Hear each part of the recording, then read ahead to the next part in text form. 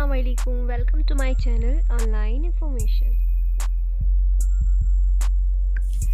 Did you know? क्या आप जानते हैं कि ब्लूटूथ का ये नाम किसने दिया? नहीं जानते? तो मैं बताती हूँ। ब्लूटूथ का ये नाम 10वीं सदी के बादशाह किंग हेरल्ड ब्लूटूथ के नाम पे दिया गया है। इस बादशाह ने डेनमार्क और नॉर्वे के बादशाहतों को मुत्तहिद किया था। जिस तरह आजकल वायरलेस टेक्नोलॉजी ने कंप्यूटर्स और मोबाइल को मुत्तहिद और जुड़े रखा है।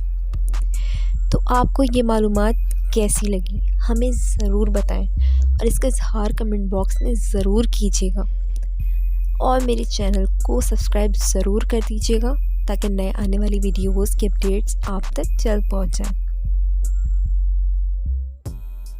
अगर आपने मेरे चैनल को अभी तक सब्सक्राइब नहीं किया है तो प्लीज़ मेरे चैनल को सब्सक्राइब करें। Thanks for watching. Like, share and subscribe. अल्लाह हाफिज़।